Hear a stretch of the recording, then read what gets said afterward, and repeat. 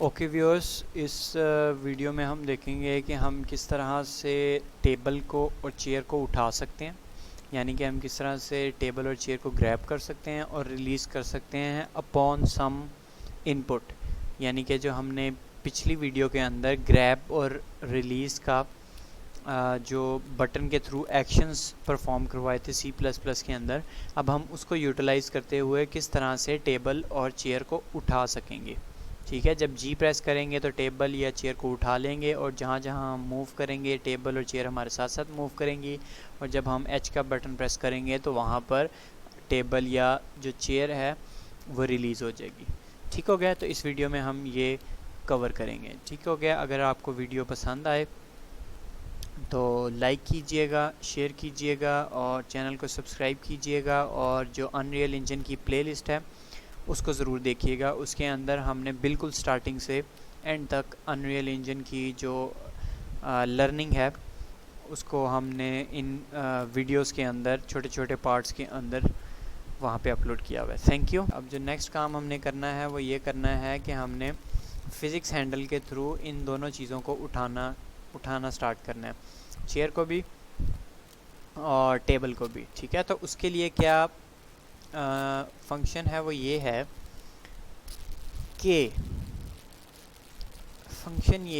कि आपने सबसे पहले क्या करना है, जब आपके पास फ़िज़िक्स हैंडल आ जाएगा, आपने किसी भी चीज़ को उठाना है तो आप लिखेंगे फ़िज़िक्स हैंडल। ठीक है, फ़िज़िक्स H कैपिटल। ठीक है, फ़िज़िक्स हैंडल। ठीक है, और उसके बाद आप लिखेंगे ग्रैब कंपोनेंट एट लोकेशन। ठीक है, grab component at location, grab component at location. ठीक है, मैंने यहाँ पे ये खोल के भी रखा हुआ है, grab component at location you physics handle component के अंदर। ठीक है, तो ये तीन चीज़ें मांगता है। पहला कंपोनेंट यू प्रिमिटिव कंपोनेंट, उसके बाद है इन बॉर्न नेम, ये क्या चीज़ होती है मैं आपको बताता हूँ, और एफ वेक्टर ग्रैब लोकेशन, यानी कि आप जिस चीज़ को क्या कहते हैं, जो आपके पास जिस चीज़ को या जिस कंपोनेंट को आप उठाना चाह रहे हैं उसकी लोकेशन क्या है। सही है, तो ये उसकी लोकेशन भी मांगता है। ठीक है, तो लोकेशन तो हमें पता है कि कहाँ से मिलेगी, हमें मिल जाएगी यहाँ से। ये जो है ना, ये हमारे पास कंपोनेंट की लोकेशन है, लेकिन ये जो है ये हमारे पास टिक कंपोनेंट के अंदर मौजूद है और हम इसको टिक कंपोनेंट के अंदर बना रहे हैं। ग्रैब के अंदर हम इसको नहीं बना रहे हैं, ग्रैब के अंदर ये अवेलेबल नहीं होगी। तो या तो ये तरीका है कि हम इसको एक यहाँ पे वेरिएबल बना लें लोकेशन का, और फिर उसके अंदर जब भी लोकेशन बनेगी तो वो वहाँ पर चली जाएगी, और वो चूँकि सारी क्लास में एक्सेसिबल होगी तो यहाँ पर भी अवेलेबल हो जाएगी। ठीक है, एक तो ये तरीका है। दूसरा ये तरीका है कि आप इसको एक अलग से फंक्शन में डाल दें। ठीक है, जब वो फंक्शन कॉल होगा तो वो उसकी लोकेशन कैलकुलेट कर लेगा। आपको टिक कंपोनेंट के अंदर बार बार उसकी लोकेशन कैलकुलेट करने की ज़रूरत नहीं है। ठीक है, और ना ही लाइन ट्रेस करने की ज़रूरत है बार बार। ठीक है, तो पहले मैं इसको एक फंक्शन के अंदर डाल देता हूँ, void get वेक्टर पॉइंट्स। ठीक है, क्योंकि हम इसके अंदर वेक्टर के पॉइंट्स ही बना रहे थे, स्टार्टिंग पॉइंट और एंडिंग पॉइंट। ठीक है, लोकेशन बना रहे थे, ठीक है, और लाइन एंड बना रहे थे। ठीक है, तो हमें ये दो चीज़ें ही चाहिए। तो इस फंक्शन के अंदर मैं इस कोड को पुट कर देता हूँ, F vector location, F vector rotation. ठीक है, ये वाला लाइन एंड। ठीक है, ये मैं सारा कट करता हूँ और यहाँ पे पेस्ट कर देता हूँ। ठीक है, तो हमारे पास ये तीन चीज़ें आ गई। अब हमने इसको रिटर्न करना है। ठीक है, दो चीज़ें रिटर्न करनी है हमने यहाँ से। एक हमने उसकी स्टार्टिंग पॉइंट रिटर्न करना है जो कि है उसकी लोकेशन। ठीक है, लोकेशन में वो चीज़ आ जाती है जो कि जहाँ पे पॉन एग्जिस्ट करता है, और लाइन एंड जो है वो हमने वो बनाई थी कि जहाँ पर हमारी जो रे ट्रेसिंग वाली लाइन है वो कहाँ पर एंड करती है, वो वेक्टर जो है ना, ये वेक्टर उसको पॉइंट करता है। तो हमने ये दो चीज़ें जो है ना रिटर्न करनी है, लोकेशन और लाइन एंड। तो इसके लिए हमारे पास एक वेक्टर होता है जिसके अंदर दो वेक्टर्स होते हैं, F2 वेक्टर्स। ठीक है, तो मैं इसकी रिटर्न टाइप चेंज कर देता हूँ, वो है F2 वेक्टर्स। इसके अंदर बेसिकली दो वेक्टर्स होते हैं और कुछ भी नहीं होता। ठीक है, F2 वेक्टर्स। ठीक है, तो मैं यहाँ पे लिखूँगा रिटर्न, और यहाँ पे मैं एक उसका ऑब्जेक्ट बना लूँगा F2 वेक्टर्स का, F2 वेक्टर्स। ठीक है, और मैं इसके अंदर क्या क्या चीज़ें सेव कर दूँगा, इसके अंदर मैं पहला सेव कर दूँगा लोकेशन। ठीक है, लोकेशन आ जाएगी, और दूसरी इसके अंदर आ जाएगी लाइन एंड, ठीक है।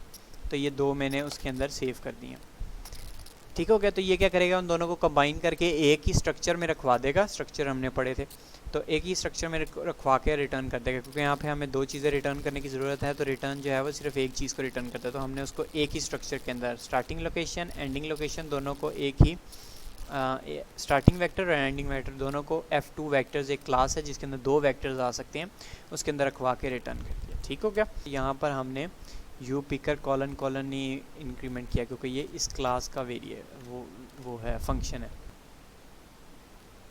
F2 वेक्टर्स आएगा, ठीक है, ये है स्ट्रक्चर का नाम।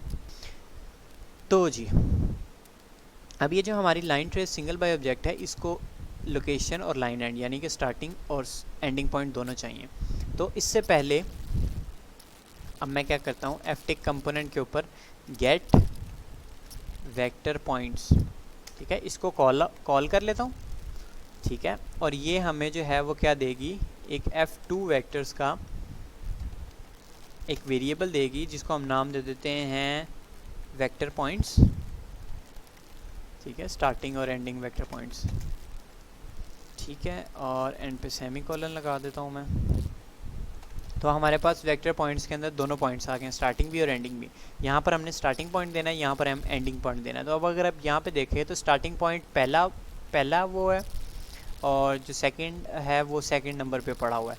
तो मैं यहाँ पे क्या कर सकता हूँ, मैं यहाँ पे लिखूँगा वेक्टर पॉइंट्स, यानी कि जो वेरिएबल का नाम है वेक्टर पॉइंट्स, ठीक है, डॉट v1 वेक्टर 1, ठीक है। तो वो आपको पहला वेक्टर रिटर्न कर देगा, और वेक्टर पॉइंट्स डॉट v2, तो ये आपको दूसरा वेक्टर दे देगा, ठीक हो गया। पहला वेक्टर हमने देखा था कि लोकेशन थी जो कि स्टार्टिंग पॉइंट है, और जो सेकंड वेक्टर है वो हमारा एंडिंग पॉइंट है, ठीक हो गया। तो हमने वेक्टर पॉइंट v1 और v2 कर दिया। अब इसी तरह से इसका हमें ये फ़ायदा हुआ है फंक्शन अलहदा करने का, कि अब हम उसको यहाँ पर भी कॉल कर सकते हैं, ठीक हो गया। तो फिज़िक्स हैंडल को क्या तीन चीज़ें चाहिए थी, अगर हम देखें दोबारा से, तो फिज़िक्स हैंडल को एक कंपोनेंट चाहिए था, यानी कि जिस चीज़ के साथ उसने हिट किया है वो कंपोनेंट, उसका कोई नाम, यानी कि ये टैगिंग सिस्टम होता है, इसके ऊपर हम डिटेल में नहीं जाएंगे, हम इसको सिंपली नन कर देंगे, ठीक है। और जो तीसरी चीज़ थी वो थी उसकी लोकेशन, कि वो कहाँ पर मौजूद है, मतलब जिस चीज़ को हम उठाना चाह रहे हैं उसकी लोकेशन क्या है।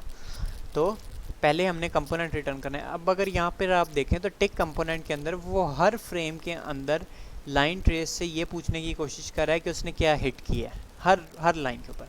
लेकिन अगर आप गौर करें तो हमने सिर्फ ऑब्जेक्ट को तभी उठाना है जब कोई जी प्रेस करेगा। जी अगर कोई प्रेस नहीं कर रहा तो हमें लाइन ट्रेस करने की ज़रूरत ही नहीं है, ये पता करने की ज़रूरत ही नहीं है कि लाइन किस चीज़ के साथ टकरा रही है, ठीक है। तो मैं क्या करता हूँ, इस सारे कोड को कट करता हूँ और इसको ग्रैब के फंक्शन के अंदर डाल देता हूँ, क्योंकि हमने ये काम सिर्फ तब करना है जब यूज़र जी का बटन प्रेस करेगा तो वो लाइन भेजेगा, लाइन ट्रेस करेगा, ठीक है। और वो क्या करेगा, हिट वाला जो ये है इसको भी मैं उठा लेता हूँ और यहाँ पर डाल देता हूँ, क्योंकि आपने जो है ना वो कोशिश करनी है कि टिक कंपोनेंट आपका बिल्कुल एम्प्टी रहे। टिक कंपोनेंट के अंदर जितनी कम चीज़ें होंगी उतना आपका जो कोड है वो इफेक्टिव होगा, ठीक है। अब ये वेक्टर पॉइंट्स हैं जो कि यहाँ पर इस्तेमाल हो रहे हैं ग्रैब के अंदर, तो मैं इनको भी कट कर लेता हूँ और यहाँ पर पेस्ट कर देता हूँ, ठीक हो गया। तो आपके पास जो टिक कंपोनेंट है वो एम्प्टी हो गया, ठीक हो गया। मैं कमेंट सारे रिमूव कर देता हूँ और हमारे पास जो टिक कंपोनेंट है वो एम्प्टी हो गया। अब क्या हो रहा है कि हमने एक वेक्टर बना लिया और हमने वो वेक्टर जो हैं उससे पॉइंट्स ले लिया, स्टार्टिंग पॉइंट और एंडिंग पॉइंट, वो हमने इसको दे दिया। और हिट के अंदर हमारे पास हिट रिज़ल्ट के अंदर हमारे पास क्या आ गया, हिट आ गया कि यूज़र ने किस चीज़ को हिट किया है। हिट से हमने एक्टर ले लिया कि वो एक्टर हमें वापस रिटर्न कर दो जिसको आपने हिट किया, ठीक है। और फिर हमने चेक किया कि एक्टर, ये जो हिट एक्टर का पॉइंटर हमने बनाया ये कहीं एम्प्टी तो नहीं है, क्योंकि अगर एम्प्टी होगा और हम इसको एक्सेस करने की कोशिश करेंगे तो हमारा अनरियल इंजन क्रैश कर देगा, ठीक हो गया। अगर वो एम्प्टी नहीं है, ठीक है, तो हम उसको ग्रैब करना चाह रहे हैं, ठीक है। तो मैं यहाँ पर आ जाता हूँ, ठीक है। ये ग्रैबिंग इन एक्शन, इसको मैं रिमूव कर देता हूँ और यहाँ से ये जो एक्टर का नेम प्रिंट करवा रहा था इसको भी रिमूव कर देता हूँ, ठीक है। तो अब हमें क्या चाहिए, हमें वो कंपोनेंट चाहिए वो कंपोनेंट चाहिए जिसको हम ग्रैब करना चाह रहे हैं। तो वो हमें किस तरह से मिलेगा, हिट डॉट गेट कंपोनेंट, मतलब जिस चीज़ को आपने हिट किया उसको एज अ कंपोनेंट रिटर्न कर दो, ठीक है। तो हिट डॉट गेट कंपोनेंट से हमें मिल जाएगा वो कंपोनेंट।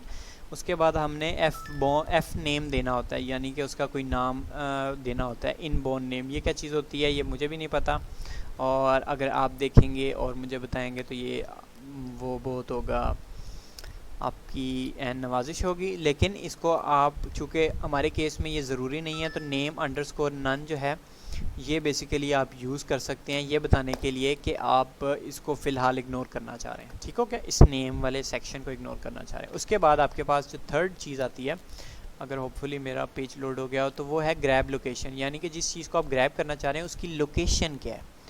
तो वो लोकेशन हमें किस तरह से मिलेगी, इस हिट एक्टर की हमें लोकेशन चाहिए, यानी जिस चीज़ को हमने हिट किया है उसकी हमें लोकेशन चाहिए। तो वो मैं कह सकता हूँ हिट एक्टर डॉट, क्योंकि ये पॉइंटर है तो गेट एक्टर लोकेशन, ठीक है। तो यहाँ से हमें उसकी लोकेशन मिल जाएगी और वो हमने भेज देनी है आके।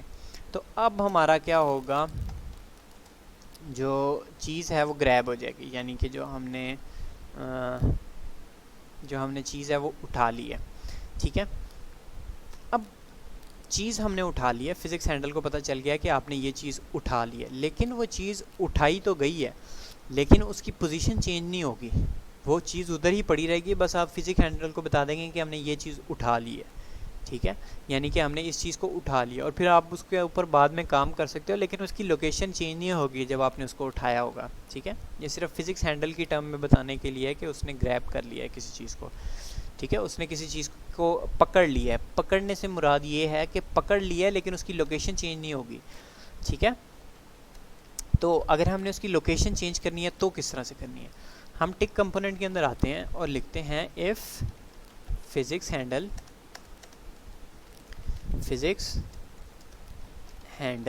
ठीक है। अगर फिज़िक्स हैंडल ने कोई कंपोनेंट ग्रैब किया हुआ है, ग्रैब्ड कंपोनेंट, ठीक है, ये एक वेरिएबल है, उसके अंदर पब्लिक वेरिएबल है, फिज़िक्स हैंडल क्लास के अंदर एक ग्रैब्ड कंपोनेंट का पब्लिक वेरिएबल है, ये वो चीज़ के साथ सेट हो जाता है जिस चीज़ को आपने ग्रैब किया होता है, ठीक है। If physics handle dot grabbed component, अगर फिज़िक्स हैंडल के ग्रैब्ड कंपोनेंट नन नहीं है, यानी कि अगर उसने कोई चीज़ ग्रैब की होगी तो ये नन नहीं होगा, अगर इसने कोई चीज़ ग्रैब नहीं की हुई तो ये नन होगा, ठीक है। अगर उसने कोई चीज़ ग्रैब की हुई है तो अब हम क्या करना चाह रहे हैं, हम उसकी लोकेशन चेंज करना चाह रहे हैं, हर फ्रेम के ऊपर हम उसकी लोकेशन चेंज करना चाह रहे हैं, ठीक है। जैसे जैसे एक्टर जो यूज़र है वो मूव करता जा रहा है तो उसकी लोकेशन चेंज होती है, जैसे जैसे वो यूज़र मूव करता जाए तो उसकी लोकेशन जो है वो चेंज होती रहे। तो वो हम किस तरह से करेंगे, हम लिखेंगे फिज़िक्स हैंडल, फिज़िक्स की स्पेलिंग फिज़िक्स हैंडल डॉट, यानी कि वो ये जो एरो वाला साइन है, डॉट गेट टारगेट लोकेशन, ठीक है, सेट टारगेट लोकेशन, यानी कि फिज़िक्स हैंडल को मैंने जब कहा कि सेट टारगेट लोकेशन, तो वो क्या कहेगा, मैंने जिस चीज़ को पकड़ा हुआ है उसकी मैंने टारगेट लोकेशन चेंज करनी है, और वो किसके इक्वल करनी है, वो हमने उस यूज़र की जो लोकेशन है उसके इक्वल कर देनी है, ठीक है। तो वो हम किस तरह से कर सकते हैं, यूज़र की लोकेशन के इक्वल जो है वो हम किस तरह से कर सकते हैं, हम लिखेंगे कि हमने जो एंडिंग पॉइंट, जो रे का जो हमने रे बनाई थी उसका जो एंडिंग पॉइंट है हम वो उसको दे देंगे, ठीक है। एंडिंग पॉइंट यानी कि रे का डिस्टेंस होगा, जो लाइन है उसकी जो एंड पॉइंट है वहाँ पर वो चीज़ उठ के आ जाएगी, ठीक है, वहाँ पर उसकी लोकेशन जो है वो आ जाएगी, ठीक है। तो वो हमें कहाँ से मिलेगा, वो हमें मिलेगा वेक्टर पॉइंट्स डॉट v2 से, ठीक है। और वेक्टर पॉइंट्स डॉट v2 के लिए हमें जो है वो ये करना पड़ेगा, ये वाला सारा। तो हम ये इस फंक्शन को कॉल कर लेते हैं, हम कहते हैं गेट वेक्टर पॉइंट्स, ठीक है, गेट वेक्टर पॉइंट्स, ठीक है। और इसका हमें सिर्फ v2 वाला पार्ट चाहिए, तो डॉट v2, ठीक है। तो ये क्या करेगा, ये आपको एक ऑब्जेक्ट रिटर्न करेगा, ठीक है, और मैंने डॉट v2 लगाऊंगा उसके साथ, तो वो मुझे उस वेक्टर का सेकंड वाला पार्ट रिटर्न कर देगा, ठीक है। जो दो वेक्टर्स मेरे पास आएंगे उसका सेकंड पार्ट यानी लाइन एंड मुझे रिटर्न कर देगा। और ये मैं उठाता हूँ और एज इट इज़ दे देता हूँ सेट टारगेट लोकेशन को, ठीक है। तो मैंने उसको दे दिया, अब वो क्या करेगा, उस जो टारगेट लोकेशन है यानी कि जो उसने ग्रैब कंपोनेंट किया होगा उसको हमारी जो लाइन की एंडिंग पॉइंट है, जो हमने पॉन से आगे लाइन निकाली थी उसका जो एंडिंग पॉइंट है वहाँ पे रख देगा। ठीक हो गया। अच्छा, अब मैं इसको कंपाइल करके प्ले करता हूँ। ठीक है, कंपाइल हो गया। ठीक है, तो अब हम इसको रन कर लेते हैं। ठीक है, यहाँ पर अंदर जाते हैं और टेबल के पास जाके जी प्रेस करते हैं। ठीक है, तो ये उठाया गया है। अब ये देखें हो क्या रहा है कि ये जो है ना वो रह तो हमारे साथ ही रहा है, लेकिन ये हर तरफ मूव और ये वो और हर चीज़ जो है ना इसके साथ हो रही है। ठीक है, तो एक तो हमने ये चीज़ सेट करनी है कि ये इस तरह से जो रोटेट कर रहा है ये बिल्कुल सीधा रहे, मतलब इसकी पोजीशन चेंज हो, इसकी रोटेशन चेंज ना हो। ये चीज़ है ना वो हम गेट करना चाह रहे, तो वो हम किस तरह से गेट करते हैं। यहाँ पर आएँ, टेबल सेलेक्ट करें। टेबल सेलेक्ट करेंगे तो आपके पास यहाँ पे नीचे कुछ सेटिंग्स आ रही हैं। ठीक है, आप यहाँ से थोड़ा सा नीचे जाएं, इसको मैं थोड़ा सा ऊपर कर लूँ और इसको भी थोड़ा सा ऊपर कर लूँ। ठीक है, तो यहाँ पर आपके पास सिमुलेट फिज़िक्स के अंदर आ रहा है लॉक रोटेशन एक्स वाई जी, इसको आप टिक कर दें। लॉक रोटेशन एक्स वाई जी तीनों को टिक कर दें, और जो चेयर है उसकी भी रोटेशन जो है वो लॉक कर दें। पोजीशन को अनलॉक ही रहने दें क्योंकि उसने चेंज होना है और हम नहीं चाह रहे कि रोटेशन उसकी चेंज हो। सही है, तो हमने रोटेशन लॉक कर दिए दोनों की, और उसके बाद मैंने कंपाइल किया। कंपाइल करने के बाद हम इसको एक दफ़ा फिर देख लेते हैं और उसके बाद हम देख लेंगे कि रिलीज़ इसको किस तरह से करना है। अभी तक हमने सिर्फ इसको ग्रैब किया।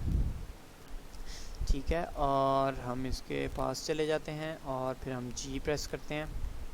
ठीक है, तो अब देखें, अब ये वो उसके साथ वो नहीं हो रहा, यानी कि उसकी जो वैल्यू है वो चेंज, वो जो पोजीशन है वो चेंज हो रही है, लेकिन उसकी जो रोटेशन है वो चेंज नहीं हो रही। ठीक है, तो ये जो टेबल है ये हमारे साथ साथ जा रहा है। सही हो गया। अच्छा जी, अब हमने एक चीज़ और देखनी है कि अगर देखें मैं यहाँ से जाने की कोशिश करता हूँ, तो अगर मैं बिल्कुल सीधा हूँ ना तो फिर मुझसे नहीं जाया जाएगा। ठीक है, ये देखें, ये देखें, बिल्कुल सीधा हूँ तो फिर मुझसे नहीं जाया जाएगा। ये चीज़ आप सॉल्व कर सकते हैं अपनी जो लाइन ट्रेस है उसका लाइन एंड जो है उसकी रीच ज़्यादा करके। जब आप उसकी रीच ज़्यादा करेंगे तो ये आपकी जो चेयर है ये थोड़ी सी आपसे दूर हो जाएगी और आप उसके पास जा सकेंगे। ठीक है, तो मैं इसको 80 की जगह 100 कर देता हूँ। ठीक हो गया, 100 कर देता हूँ, ये थोड़ी सी पीछे चली जाएगी और फिर हमारी जो है वो बाकी चीज़ें सेट हो जाएंगी। अब मैं बजाय इसके कि दोबारा कंपाइल करके आपको रन करके दिखाऊँ, अब मैं इसके अंदर जो रिलीज़ का वो है वो भी डाल देता हूँ। ठीक है, तो रिलीज़ करने के लिए हमने क्या करना है, अगर आप किसी चीज़ को रिलीज़ करना चाह रहे हैं तो उसके लिए फ़ंक्शन होता है, उसका नाम है रिलीज़ कंपोनेंट। तो फिज़िक्स हैंडल के रिलीज़ वाले आप इसमें आएंगे और यहाँ पर लिखेंगे फिज़िक्स PHYSICS फिज़िक्स हैंडल ये, और रिलीज़ कंपोनेंट। ठीक है, तो हमने कंपोनेंट रिलीज़ कर दिया। अब मैं इसको कंपाइल करता हूँ और फिर हम देखते हैं कि क्या प्रोग्रेस हुई है।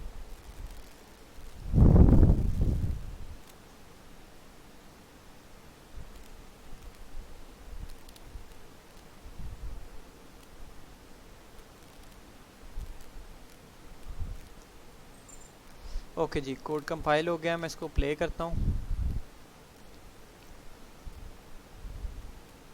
ठीक है, ये पकड़ा गया और मैं फिर इसको यहाँ पर और एच प्रेस करता हूँ तो ये रिलीज़ हो जाएगा। ठीक है, इसी तरह से अभी भी मेरी जो अरे है वो बहुत छोटी है, मैं बिल्कुल जब उसके पास जाता हूँ तभी वो उठाया जाता है, वरना वो नहीं उठाया जाता। ठीक है, तो मैंने इसको जहाँ पर भी छोड़ना है वहाँ पे मैं जाऊँगा और मैं एच प्रेस करूँगा तो ये ड्रॉप हो जाएगा। ठीक हो गया, तो ये काफ़ी हद तक काम करना शुरू हो गया। इसी तरह से मैं चेयर को भी उठा सकता हूँ। ठीक है, और मैं चेयर को इसके ऊपर बिल्कुल रख सकता हूँ एच। ठीक है, तो ये मैंने उसके ऊपर ही सेट कर दिया। ठीक है, तो ये मैंने कर लिया है कंपोनेंट ग्रैब करने का और रिलीज़ करने का।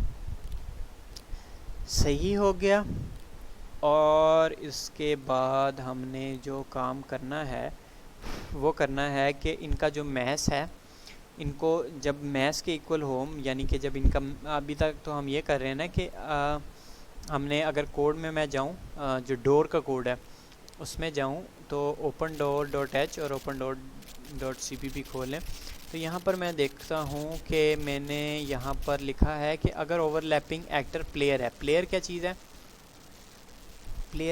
प्लेयर है गेट पॉन, यानी कि जब पॉन ओवरलैप करेगा हिडन पैड के ऊपर तब ही डोर ओपन होगा, वरना नहीं होगा। तो टेबल और चेयर के साथ जो है वो डोर ओपन नहीं होगा। अगर हम इसको अभी प्ले करके देख लें तो मैं जाता हूँ, इसको उठाता हूँ और इसको मैं यहाँ पर लाकर छोड़ देता हूँ। ठीक है, ये मैंने छोड़ दिया। ठीक है, ये बिल्कुल हिडन पैड के अंदर है। तो देखें अभी भी जो है वो आपका जो डोर है वो ओपन नहीं हुआ। ठीक है, तो वो इस वजह वो सिर्फ ओपन होता है जब हम उसके अंदर जाते हैं। ठीक है, हमारे बगैर वो ओपन नहीं होता। ठीक है, तो हमने अब उसको करना है कि यहाँ पर जितना मैच इकट्ठा हो जाए उससे आपने ओपन होना है, सिर्फ हमारे आने से ओपन नहीं होना। सही हो गया? अब हमने ये काम करना है।